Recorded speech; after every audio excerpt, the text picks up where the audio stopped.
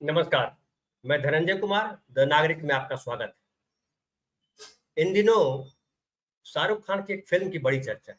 Film का नाम है जवान और जो भी देख कर के आ रहे हैं, वो उसकी तारीफ़ कर रहे हैं। कोई संवाद की तारीफ़ कर रहा है, कोई कहानी की तारीफ़ कर रहा है, कोई शाहरुख खान की एक्टिंग की तारीफ़ कर रहा है। तो हमें लगा कि हम भी उस पर कुछ बात करें। हालाँकि मैं सिनेमा का आदमी हूँ, मैं जानता हूँ सिनेमा को, लेकिन हमारे साथ एक और साथी हैं, प्रकाश हिंदुस्तानी साहब। आप जानते हैं, बड़ी चर्चित पत्रकार हैं। प्रकाश भाई नमस्कार। नमस्कार। जी, बॉम्बे नवभारत टाइम्स में इन्होंने काम किया है, लंबे समय तक वरिष्ठ पद पर रहे, कई अखबारों में काम किया है, सीनियर जर्नलिस्ट हैं और फ़िल्म के बड़े प्रेमी हैं। हालाँकि फ़िल्म पत्रकारिता नहीं की है, लेकिन फ़िल्म के बड़े प्रेमी हैं और कोशिश करते हैं कि पहले ही दिन फ़िल्म देख ली जाए। और प्रकाश भाई जो है, वो पहले ही दिन फ़िल्म देख कर के आए हैं। हम उनसे जानते हैं, भाई साहब कैसी लगी आपको फ़िल्म? धनंजय जी, मुझे जवान फ़िल्म में बहुत सी चीज़ें बहुत अच्छी लगी और फुल टू एंटरटेनिंग लगी फ़िल्म। दूसरी बात है कि फ़िल्म में मज़ा आया क्योंकि इसमें तमाम तरह के मसाले थे। 169 मिनट 14 सेकंड की फ़िल्म में 17 मसाले और 18 स्वाद है, मैंने लिखा भी था। देखिए, इस फ़िल्म में जिस तरीके से एक्शन है, जिस तरह से इमोशन है, वो बड़े अलग तरह का है।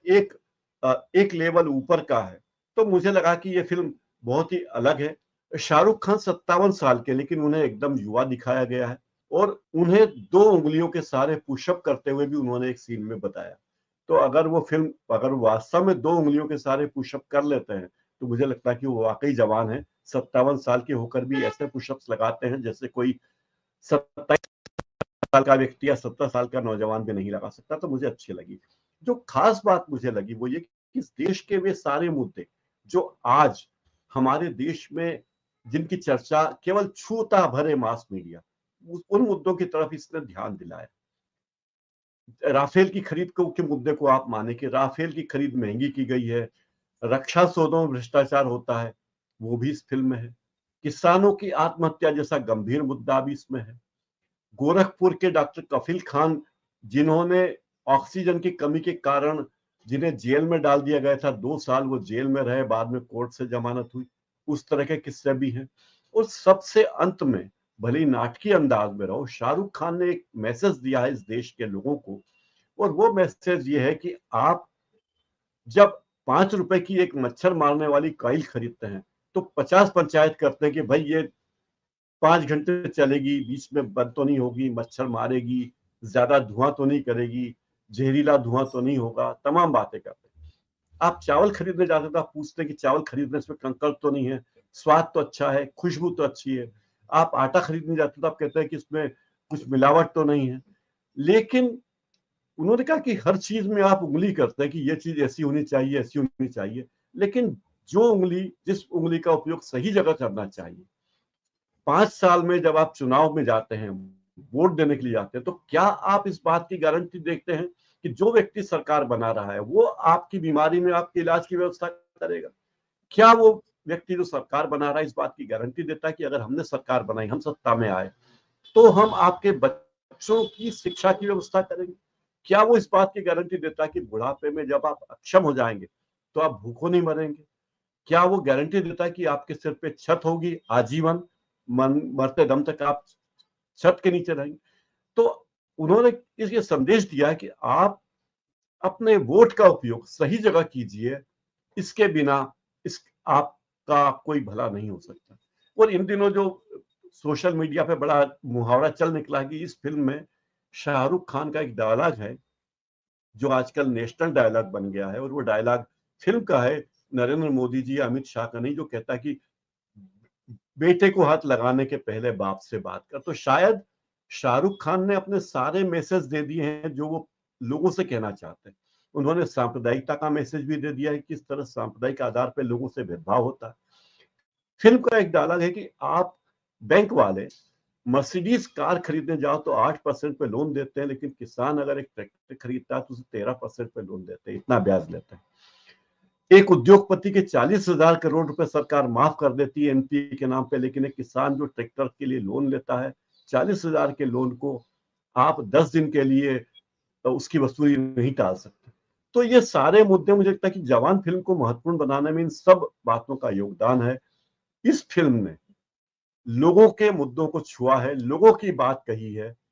प्रत्यक्ष रूप से अप्रत्यक्ष रूप से उन्होंने ये भी कहा है कि आप वोट देने जाएं तो सोचिए कि आप जिस पार्टी को वोट दे रहे हैं वो पार्टी सांप्रदायिक आधार पर वोट मांगती है, क्या वो पार्टी जाति के नाम पर वोट मांगती है, क्या वो पार्टी अपने कामों के आधार पर वोट मांगती है।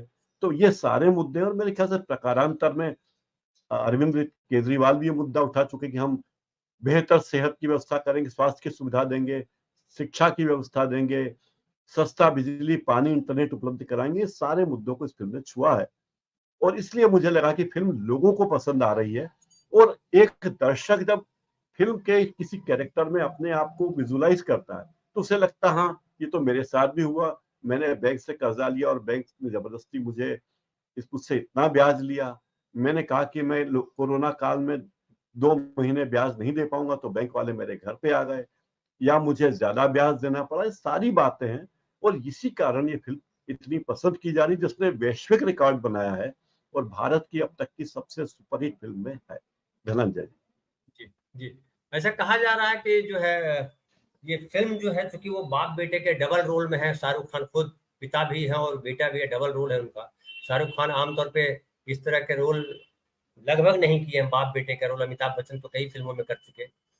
लेकिन ये कहा जा रहा है कि ये जो उनके बेटे के साथ हुआ, उनके बेटे को जिस तरह से फंसाया गया, एंटी नारकोटिक्स वालों ने फंसाया था, जेल ले गए और तमाम चीजें हुई, फिर किस तरह से उनका बेटा बच के आया, कितनी सारी कहानियां हुई। मीडिया ने ये जो जिसको कहें ये मेन स्ट्रीम मीडिया जिसको मैं बोलते हैं लोग, मैं उसको गटर मीडिया बोलता हूँ। मेन स्ट्रीम मीडिया तो मैं आप हम लोग आप जहाँ बात कर रहे हैं मैं उसको मानता हूँ कि ये उससे आगे की टेक्नोलॉजी है। जब आप उन चैनलों पे बात करते हैं, जब आप उन चैनलों को देख रहे होते हैं तो आप उससे संवाद नहीं कर सकते हैं, एक तरफा संवाद है, वो जो बोल रहा है वो सुनिए। लेकिन हम आप जहां भी हैं, जिसको डिजिटल मीडिया कहा जाता है, यहाँ हम आप बात कर रहे हैं तो दर्शक हमारे साथ संवाद कर सकते हो, अपने मैसेज वहां पे टाइप कर सकते हैं और अपना संदेश वहां दे सकते हैं, हम पढ़ सकते हैं, उनके जवाब दे सकते हैं। ये एडवांस टेक्नोलॉजी मानी जाती है। इसलिए ओटीटी सिनेमा की भाषा में जिसको कहते हैं ओवर द टॉप, ओटीटी बिना तार के, बिना इसके जो है आप उन तक पहुंच जाते हैं, आपको कहीं जाना नहीं पड़ता है, घर बैठे ये सारी चीजें मिलती है। तो कहा जा रहा है कि ये जो है शाहरुख खान ने ये जो किया है वो उसमें उनका अपना फ्रस्ट्रेशन है, अपना गुस्सा है सरकार के खिलाफ, मीडिया के खिलाफ, बाकी तंत्र के खिलाफ, कि आप जो है एक एक सामान्य से आदमी को, आप किसी भी आदमी को किस तरह से मीडिया ट्रायल करा के आपराधिक तरीकों से फंसा करके उनको आप परेशान करते हो, वो आम आदमी को परेशान करते हो। इस तरह के कुछ मैसेज लेकर के उन्होंने फिल्म बनाई है। क्या ऐसा आपको लगा कि हाँ उसका गुस्सा निकाला है शाहरुख खान ने अपने बेटे के साथ जो हुआ, उनके बेटे के साथ उसका? धनंजय जी, एक व्यक्ति के रूप में और एक कलाकार के रूप में मुझे लगता है कि शाहरुख खान ने हमेशा अपने आप को परिमार्जित किया है, अपने आप को मांझते रहे हैं। फौजी से लेके अब तक की यात्रा देखिए, और जब आर्यन खान को 22 दिन तक बिना सबूत के हिरासत में रहना पड़ा, आप देखिए कि शाहरुख खान ने एक भी बयान उन्होंने नहीं दिया। कोई ऐसी बात उन्होंने नहीं की, न उन्होंने किसी सांप्रदायिक आधार पे की, न किसी और आधार पे की। जबकि तमाम मीडिया में, तमाम चैनलों में, अखबारों में, सोशल मीडिया के कुछ प्लेटफॉर्म पे कई लोग लगातार जहर उगलते रहे कि वो तो है ही ऐसे समुदाय का, वो तो है ही ऐसे व्यक्ति का, वो तो है ही ऐसा। तो इसके बावजूद शाहरुख खान ने अपने आप को कोई बयान देने से बचते रहे, न वो मीडिया से मुखातिब हुए, न उन्होंने कोई ट्वीट किया इस तरह का, और कोई बात उन्होंने नहीं की। लेकिन मुझे लगता है कि शाहरुख खान ये बात जानते हैं कि वो शाहरुख खान है और इस महाद्वीप के सबसे सबसे लोकप्रिय सितारे भी हैं, सबसे कामयाब सितारे भी और सबसे बड़े बिजनेसमैन भी हैं, जिन्होंने अपने बूते पर 6,000 करोड़ से ज्यादा की संपत्ति बनाई है। और विश्व के, भारत की बात नहीं कर रहा हूं, टॉम क्रूज से भी ज्यादा पैसा उनके पास है, विश्व के सबसे धनी आदमी। तो शाहरुख खान ने यह यात्रा ऐसे नहीं की है, उन्होंने बहुत सोच समझ कर की है। और जब कोई व्यक्ति इस ऊंचाई पे पहुंचता है तो उसे अपनी बात कहने के लिए उसका एक्शन ज्यादा महत्वपूर्ण होता है बजाय बयानबाजी के। शाहरुख खान जैसे व्यक्ति के लिए या नरेंद्र मोदी जैसे व्यक्ति के लिए बयानबाजी से ज्यादा जरूरी है कि वे क्या एक्शन लेते हैं। तो शाहरुख खान ने अपनी फिल्म के माध्यम से वो सारी बातें कही। अब आप देखिए कि हमारे प्रधानमंत्री नरेंद्र मोदी जो कुछ करते हैं या नहीं करते हैं, उसके माध्यम से बात करते हैं। मणिपुर के बारे में उन्होंने कुछ कहा नहीं ना कुछ किया, तो उन्होंने अपना मैसेज दिया। शाहरुख खान ने फिल्म के जरिए मैसेज दिया कि भाई ये चीज गलत हो रही है, ये गलत हो रहा है और इस तरह की चीजें इस देश में हो रही। फिल्म में जो मुद्दे उठाए, जब वो फिल्म में देख के मैं बाहर निकला तो मुझे लगा कि अरे शाहरुख खान ने इतने साहसिक बयान कैसे दिए फिल्म में।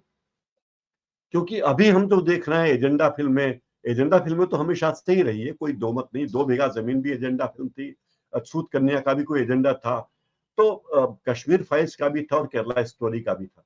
लेकिन इसमें जिस बोल्ड तरीके से उन्होंने अपनी बात कही और ये जानते हुए कही कि उनकी बातों को ये सरकार पसंद नहीं करेगी, लेकिन फिर भी उन्होंने बोल्ड तरीके से कहा, तो ये बताता है कि शाहरुख खान का कद हम जितना समझते हैं उससे कहीं ज्यादा है। शाहरुख खान का कद वो नहीं है जो हमें दिखता है, शाहरुख खान उससे कहीं ऊंची जगह पे हैं, ऐसा मुझे लगता है। धनंजय जी। मैं आपको बतलाऊं, मैं 91 में शाहरुख खान से मैं मिला था।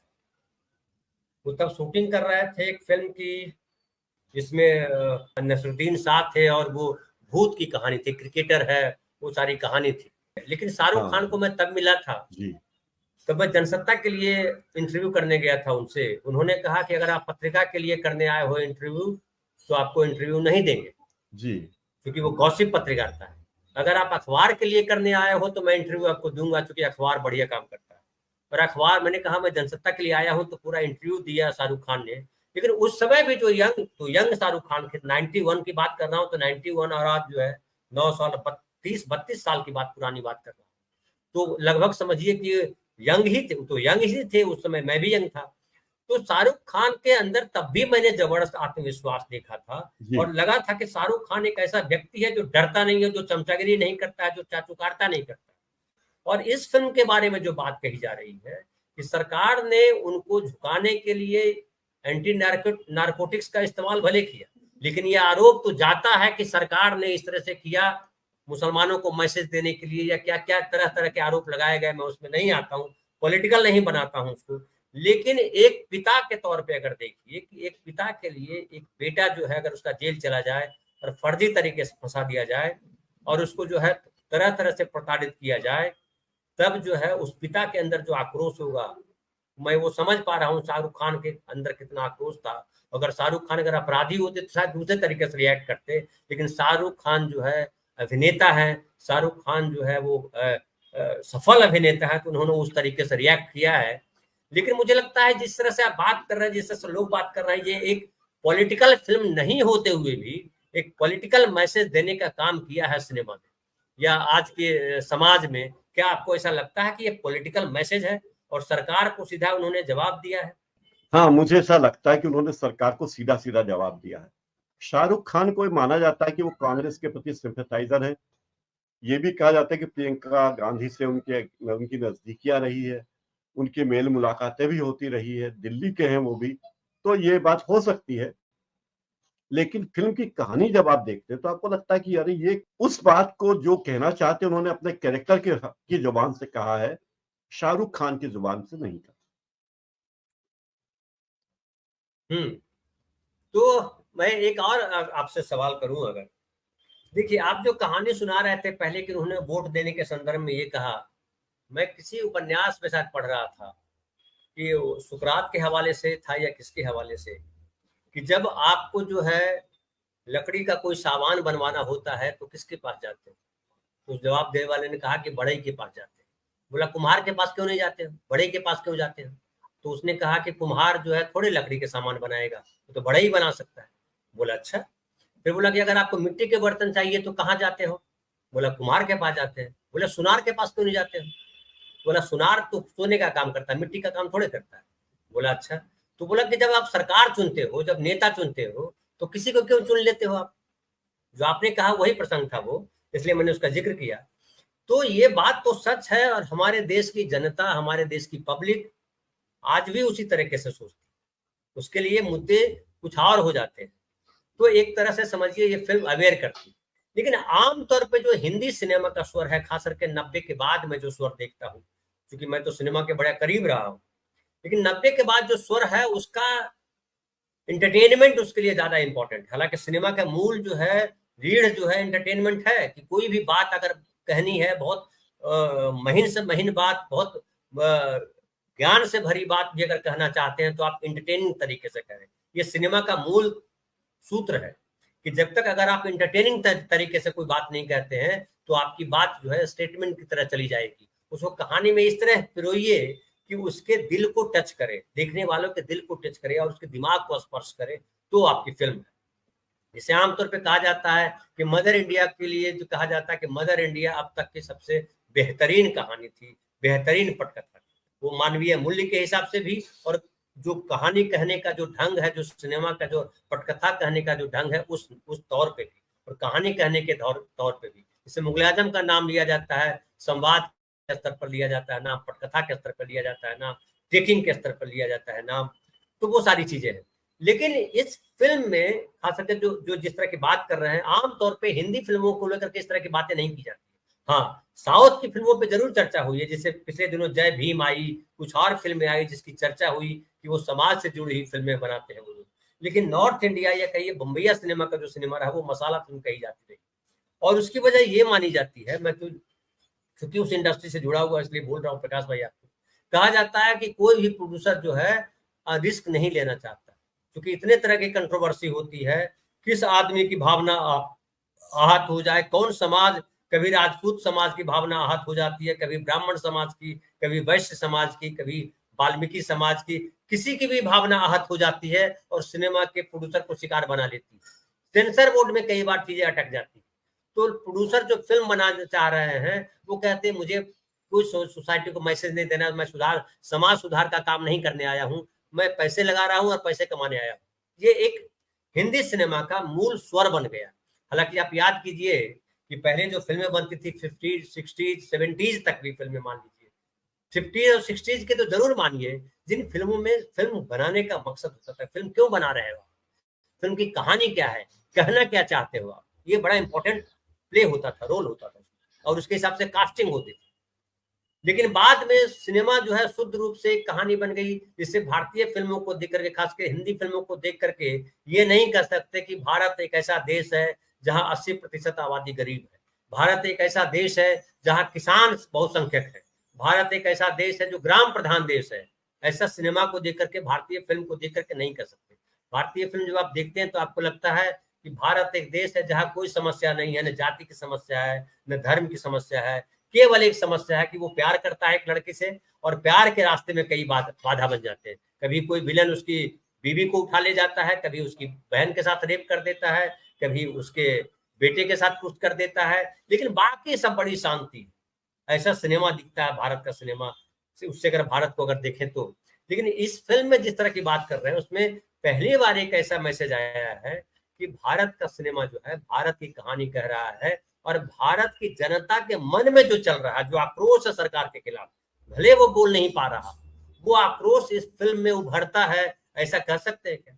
बिल्कुल कह सकते हैं। इसके साथ एक बात और जोड़ना चाहता हूँ, ये एक उस तरह की प्रचारित फिल्म नहीं है जैसे कि आमतौर पर होते कि फिल्म में कुछ उद्देश्य बनाई गई है, प्रेम की कहानी है या फलानी कहानी है, या आनंद की जो अमूल डेयरी के ऊपर फिल्म बनी थी वैसी कोई कहानी, ऐसी नहीं है। इस पर भरपूर पैसा लगाया गया है, इस फिल्म के कलाकारों पे भरपूर पैसा लगाया गया है, शॉट्स पे, एक्शन पे बहुत पैसा लगाया गया है। पूरी तरह से कमर्शियल फिल्म। इस फिल्म का उद्देश्य भी दूसरी फिल्मों की तरह पैसे कमाना है मूल रूप में, लेकिन मूल रूप में पैसे कमाने के साथ साथ उसने एक संदेश भी दिया है कि इन मुद्दों को आप नजरअंदाज मत करिए। तो इस तरह से अगर आप देखें कि इतने पैसे लगाने के बाद रिस्क तो बहुत होगी प्रोड्यूसर के पास, डायरेक्टर के पास, कि इतने पैसे मैंने लगा दिए, इतने 100 करोड़ लगा दिए, और अगर ये फिल्म फ्लॉप हो गई या फिल्म नहीं चली तो मेरा तो इस हमें कितना नुकसान होगा, ये बात उनके जहन में होगी। लेकिन ये एक बड़ा साहसिक फैसला था इस रूप में कि लोगों के मुद्दे उठाए गए, लोगों की समस्या को उठाया गया और वो बात कही गई। तो मुझे लगता है कि इसलिए इसका महत्व और ज्यादा हो गया है इस फिल्म का। धनंजय जी। जी, जी। देखिए, एक और बात मैं कहूँ, आम आदमी और बहुत सारे पत्रकार भी इस तरह की बात करते हैं जो सिनेमा से सीधे-सीधे संबंध नहीं रखते। पैसे के बिना फ़िल्म नहीं बनाई जा सकती, और फ़िल्म के बारे में कहा जाता है कि फ़िल्म जो है वो स्वप्न है। सिनेमा जो है वो स्वप्न है। सिनेमा अगर याद कीजिए, आप दादा साहब फाल्के को याद कीजिए, तो बड़ा भौचक रह गए थे जब उन्होंने देखा था कि कैसे ट्रेन चल रही है या कैसे फलाना चल रहा है, और पहली फिल्म उन्होंने धार्मिक फिल्म बनाई थी और लोगों को बड़ा अच्छा लगा था, अरे ऐसा भी हो सकता है।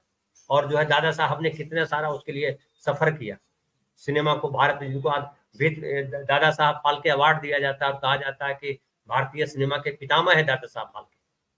तो सिनेमा ठीक है, हमारे खास करके उत्तर भारत में सिनेमा को लेकर के क्रेज नहीं है, सिनेमा को लेकर के एक भाव है, अरे यार फिल्मी लोग हैं, लेकिन साउथ में इसको लेकर के बड़ा क्रेज है। आप याद कीजिए कि करुणानिधि, एमजी रामचंद्रन, ये तमाम लोग जो थे वो सिनेमा के लोग रहे और सोसाइटी में भी उतना ही रोल प्ले किया। आज भी रजनीकांत और जयललिता वगैरह के बड़े नाम आते हैं।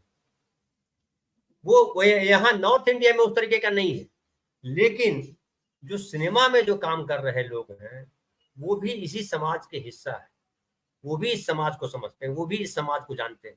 और फिल्म जो है वो मीडियम स्वप्न का मीडियम, ये कुंठाओं का मीडियम नहीं है। जब हम टेलीविजन सीरियल पे बात करते हैं तो प्राय हम लोग चर्चा करते थे डेली सोप पे खास करके कि इसमें कुंठाओं को ज्यादा महत्व हम देते हैं, क्योंकि ये लोअर मिडिल क्लास लोग देख रहे होते हैं सीरियल। सिनेमा जो है जितना ज्यादा ग्लैमरस होगा उतनी ज्यादा उसकी रीच होगी, क्योंकि हर आदमी अपने आप को बेहतर बनाना चाहता है। सिनेमा आपको बेहतर बनाने का स्वप्न दिखाता है, इसलिए सपनों का सौदागर जो फिल्म आई थी उसको लेकर के कह सकते हैं कि सपनों का सौदागर कहा जाता है सिनेमा। सपने बेचते हैं सिनेमा के लोग, तो बिना पैसे के सपने नहीं बिकते हैं भाई साहब। तो मैं उसमें तो मानता हूं कि पैसा, लेकिन सवाल उठता है कि पूरा 2.5 घंटा जो आपने बिठाया, हालांकि मैं एक और जिक्र कर दूं, हालांकि आपसे बात कर रहा हूं, मैं ही बोले जा रहा हूं, लेकिन एक और बात करूं, कुछ कई सारी भ्रांतियां सिनेमा को लेकर के, इसलिए मैं बोल लेता हूं।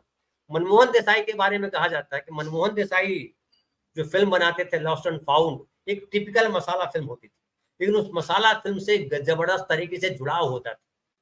और एक किस्सा बड़ा चर्चित है अमर अकबर एंथोनी का, कि अमर अकबर एंथोनी में माँ को ब्लड चाहिए और तीनों बेटे एक साथ ब्लड दे रहे हैं, जो पॉसिबल नहीं है। मेडिकल साइंस ने कहा कि ये संभव ही नहीं है, लेकिन उन्होंने कहा कि भाई ये भावनाओं की कहानी है, सिनेमा भावनाओं पे चलता है, यथार्थ पे सिनेमा नहीं चलता। और मनमोहन देसाई एक और बड़ी अच्छी बात कहते थे भाई साहब, कि ये जो सिनेमा हॉल जो है ना वो अंधेरा होता है, और अंधेरा करके आपके सामने एक ये पर्दा होता है जिस पे लाइट की जाती है, और इस पे एक अलग दुनिया आपके सामने पेश की जाती है। आपको कुछ नहीं दिखता, आपके बगल के बैठे व्यक्ति का चेहरा नहीं दिखता है, लेकिन सामने जो दुनिया प्रोड्यूसर ने, डायरेक्टर ने, एक्टर ने क्रिएट की है वो दुनिया आपको देखती है।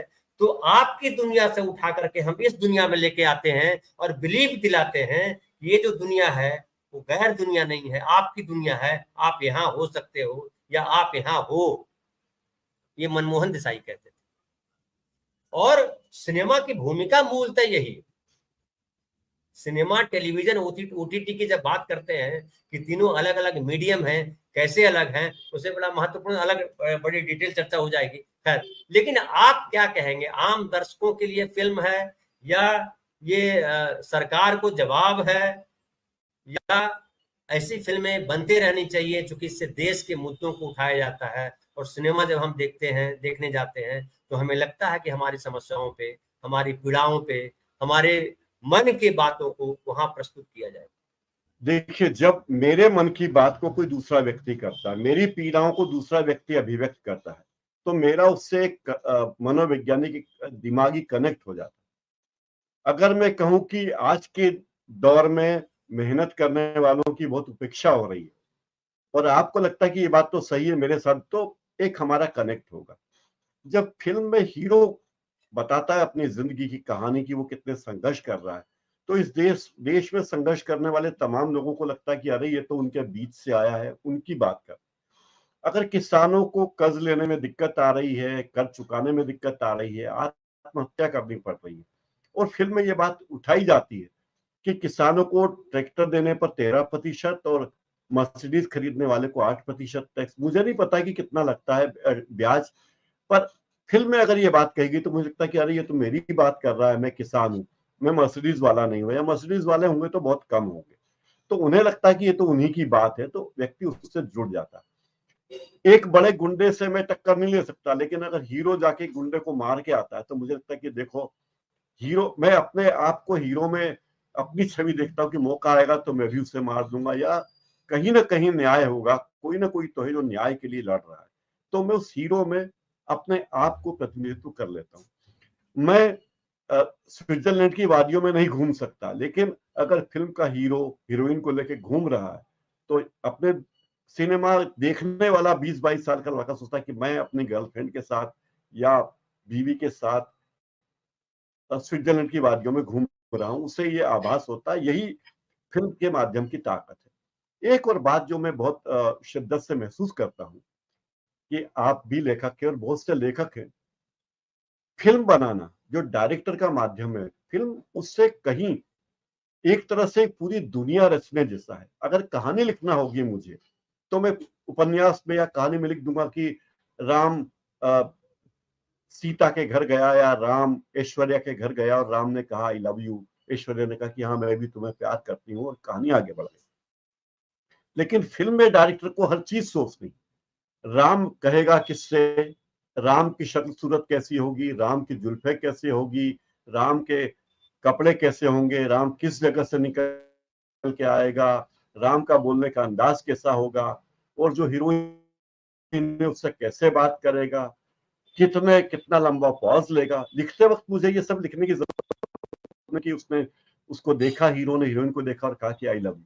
लेकिन फिल्म बनाते वक्त डायरेक्टर को एक एक चीज सोचनी होगी।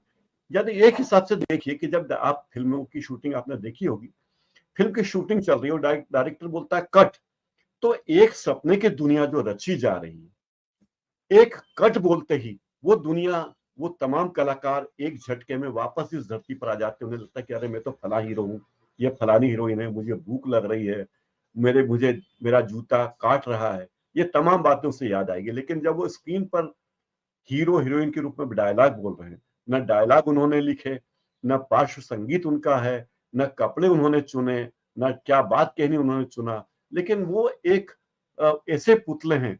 तो आप कल्पना कीजिए, लोग कहते हैं कि हम सब लोग इस धरती पर भगवान के बनाए पुतले हैं। अगर आप भगवान में यकीन करते हो तो हम हमारे पीछे डोर किसी और की है। तो जब फिल्म में डायरेक्टर के हाथ में सारी डोर होती है, चाहे हीरो हीरोइन का चयन तक से लेकर, हम उपन्यास में लिखते हैं कि हीरो हीरोइन से मिला तो ये नहीं लिखते कि हीरो की नाक लंबी है, हीरो चश्मा पहनता है, हीरो के बाल काले हैं, हीरो के बाल किस स्टाइल के हैं, लेकिन वहां हर चीज डिफाइंड है। तो एक बहुत गंभीर माध्यम है, बहुत तगड़ा माध्यम है। और मेरी एक आम धारणा है कि जैसे किसान खेत में खेती करता है और उसे पता नहीं होता कि फसल आएगी या नहीं, पता नहीं कब बारिश हो जाए, पता नहीं कब सूखा पड़ जाए, लेकिन हम दुआ करते हैं उस किसान के लिए कि हे भगवान, किसी किसान की फसल खराब ना हो, हर किसान को खूब कमाई हो, उसकी फसल भरपूर हो, उसका परिवार फले फूले। एक नागरिक के रूप में हमारी दुआ होती। तो ऐसे एक फिल्म बनाने वाले के प्रति हमारे मन में दुआ होती कि एक फिल्म बन रही है, मतलब 2000 लोगों को कम से कम 2 साल के लिए प्रत्यक्ष या अप्रत्यक्ष रोजगार मिलता है। ये हमारी इकोनॉमी को बढ़ा रहा है, हमारी गरीबी को कम कर रहा है, लोगों को रोजगार दे रहा है। उस फिल्म के बनने से कई घर चलेंगे, चाहे सिनेमा घर में काम करने, थिएटर में काम करने वाला बंदा हो, डिस्ट्रीब्यूटर हो फिल्म का, के तो सारे लोगों का भला होगा। इसलिए फिल्म चलनी चाहिए, मुझे ये लगता है। देखिए, एक मैं बताऊं, आपने जो कहा 2000 लोगों को 5000 स्क्रीन में ये रिलीज हुआ है, तो 5000 स्क्रीन का मतलब सिनेमा हॉल की खाली बात करें, कितने लोग काम करते हैं ये समझ लीजिए। फिर आप देखिए कि किसी भी फिल्म यूनिट में 150 के करीब लोग होते हैं सामने, मतलब ऑन जी। ये शूटिंग के समय। लेकिन उसके प्री प्रोडक्शन में, उसके पोस्ट प्रोडक्शन में और ढेर सारे लोग लगते हैं, म्यूजिशियन लगते हैं, राइटर लगते हैं, आर्ट डायरेक्टर लगते हैं, और सब तमाम चीजें लगती हैं। लोकेशन पे जब जाते हैं तो वहां पे कई लोग होते हैं, सेट लगता है तो कई लोग होते हैं। और उसके बाद जो है, सबसे ज्यादा टैक्स जो है आप सिनेमा से वसूलते हैं, इंटरटेनमेंट टैक्स के नाम पे वसूलते हैं। और बदले में देते क्या है उनको, सिनेमा वालों को कुछ नहीं देते, कोई सहूलियत नहीं देते हैं। बल्कि जब मन करता है आपको धमका करके उनसे शो करवाते हो फ्री में, आप धमका करके सीन कटवा देते हो, ये नहीं करो, सेट पे जाकर के मारपीट करते हैं। ये क्या किसी संगठन वाले में इतनी हिम्मत है कि किसी नेता के पास जाकर के मारपीट करे? किसी की हिम्मत है एक मामूली विधायक के घर पे जाकर के मारपीट करे? इतने संगठन है, लेकिन एक स्टार के घर पे जाकर के हमला बोल सकता है, एक डायरेक्टर के घर पे जाके हमला बोल सकता है, उसके सेट पे जाके हमला बोल सकता है, और यहाँ सुरक्षा नहीं मिलती है, ये भी जान लीजिए। तो कई सारी चीजें हैं। खैर प्रकाश भाई, आप आए हमारे कार्यक्रम में, बहुत बहुत धन्यवाद आपका। दोस्तों जी, बहुत अच्छा लगा आपसे मिलकर। जी दोस्तों, तो जवान फिल्म बड़ी तारीफ है। नयनतारा इसमें हीरोइन है, जिनकी डेब्यू फिल्म है।